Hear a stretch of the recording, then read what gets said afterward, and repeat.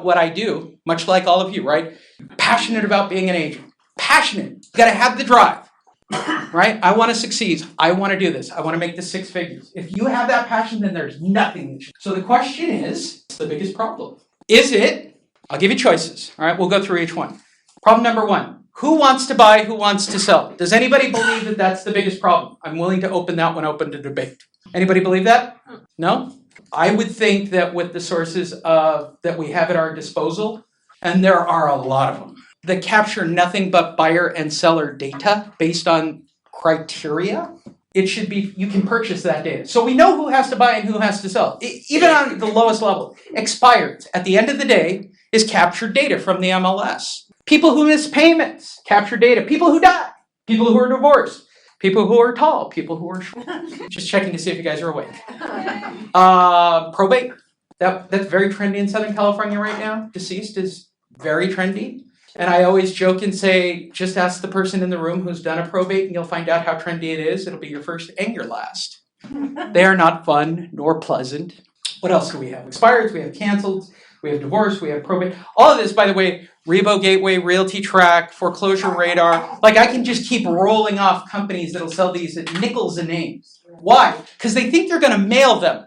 They think you're going to mail them. So they want to sell them in bulks of 100 or 200 or 300 names, which to me is insane. If you tell me 40 people who have to sell in the next 30 days, let's take NOTS, my favorite topic. People look at me and they go, short sales. Only 50% are a short sale. 50% in Southern Orange County have equity and they're walking away in the middle of the night. That's mind-blowing to me. Mind-blowing. How do you walk away from equity? Like I can't even wrap my brain around it on any level whatsoever. You're walking, even on a short sale, they're walking away from money right now. Mind-blowing on every level, okay? I can do 15 cents a name right now. 15 cents a name. You know why? Because Realty Track's new program, Mega, we'll talk about it in a minute, because I like it. It's 15 cents a name. You can't get cheaper data. 40 names is all I need. Even if I'm knocking a door, I now have targeted data of people that are in distress. Your chances go up exponentially when you know what their need is. Like door knocking on an expired. But what's the problem with door knocking on an expired? How long is that line at Disneyland? I mean, that's like waiting for that Cars Land ride for 2.5 days. Or my daughter and I are fascinated with that one. Why do people get that ride? I mean, it's nice. It's got a lot of technology going for it, but 2.5 hours. They will be out there in August for 3 hours waiting out that ride. Same thing with expireds. What's the number one thing everybody wants? Lee, just tell me how to get an expired. Oof. Everybody in your office would like to know the answer to that riddle. And ultimately, they're going to go to somebody they know.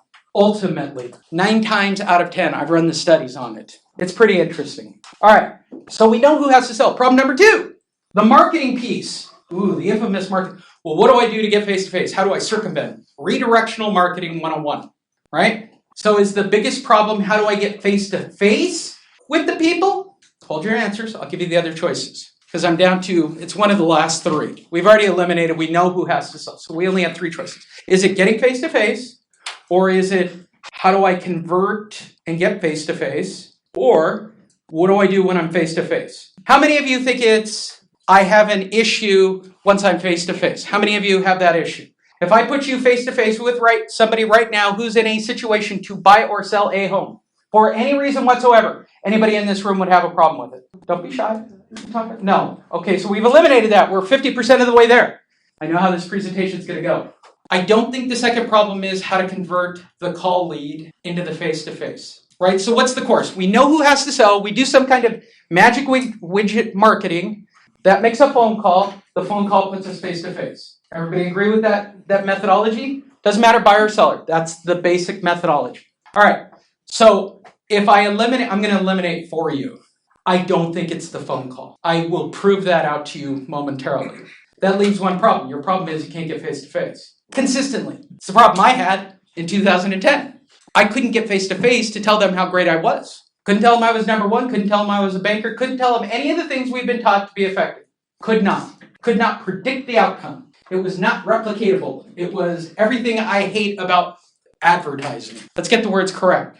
Advertising. When you are advertising, you are guessing on the outcome. The word guess should be next to advertising all the time. Marketing is something totally different. I know you need something. I provide that need. So if I provide that content, build my credibility, build that relationship, I then have a client. Make sense to everybody? Yes. With that said, I'm pretty sure I know where I'm going with this presentation now. So you guys just want to get face to face. This will be a short day. I was obsessed with it in 2010. I read Seth's book, then I read Guerrilla Marketing, and then I read every single book that was written in the last 5 years on the subject of marketing. And they were all crazy. They were all twists on advertising. At the end of the day, I liked guerrilla marketing. It had a big effect on me because I'm a guerrilla marketer. In fact, if you were to ask the vice president of Realty Trek, he would tell you straight up, Lee Honish is the most guerrilla marketer on the planet. And I am. Why? To me, there's nothing more guerrilla marketing than door knocking. That is the end-all, be-all of direct marketing. That you are willing to go to someone's house that you do not know. Hi, you don't know me. Open up the door. Let's talk about you buying or selling a house. No?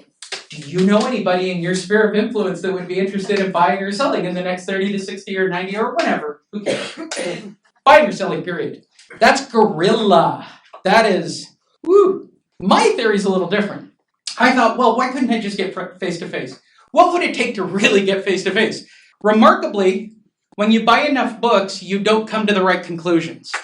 I thought I would. I really thought I would. I thought somebody would have a nugget or something, and so I was frustrated. I was. And I started doing door hangers and some of the other stuff and variable packages, and I could see a trend. Okay, so if I'm adding content to their life, something of value, and they contact me based on me giving them something of value, I started to get clients and leads. I'm an investor right now, which, as a person who likes to get listings, made pretty kind of cool.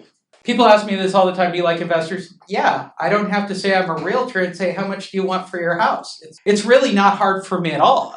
It's the easiest way of life. Now, I am engaged to a realtor. She's got to read disclosures and she's got to give out license numbers and, that's a lot of work. I just go to the door and say, how much do you want?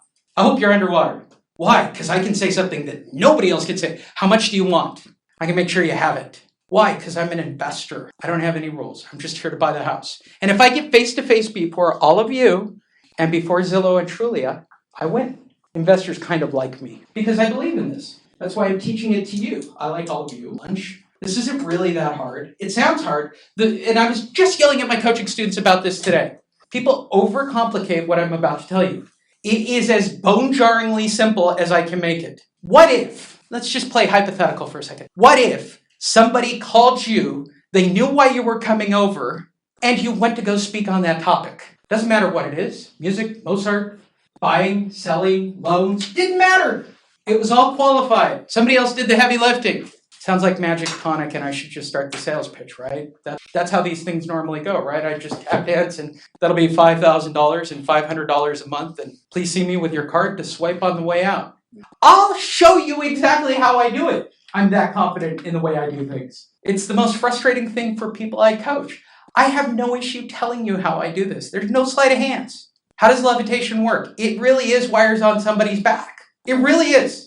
I'm not giving away the trick. It's really wires. Nobody can really levitate. So how do I get a buyer or seller to call me? That's the bigger question. Let's start from the beginning. What you're looking at on the screen is 5 years of dedicated work to improving businesses on a daily basis. It's like a Kafka page. I want everybody to go into the library and see this someday. It's going to be on my headstone. Doesn't matter what your business is. If you want more business, you're failing because of this slide. And I like people trying to work it all out. Is it some kind of statement about life? Is it some kind of half empty, half full? The way I'm seeing life thing. I like that. I can see it on you. That's where it is, right? It's like a half empty, wrong. 50% of your business is based on referrals, and 50% of your business is based on new start marketing. You must do both, period. End of sentence. I don't really have a trailer to this whole thing. That is all there is. Half of your life should be dedicated to cultivating the business you've had previously, and half of your business should be about creating new business opportunities. I don't care if I walk into a Fortune 500 company or a company that's negotiating short sales. It doesn't matter what it is. Oh, nobody's doing short sales anymore. It's a lie. It's a lie. It's like saying that nobody wants to sell their house in this market. It's a lie. I know they do. I know they do. When's the last time you emailed your sphere of influence? When's the last time you followed up?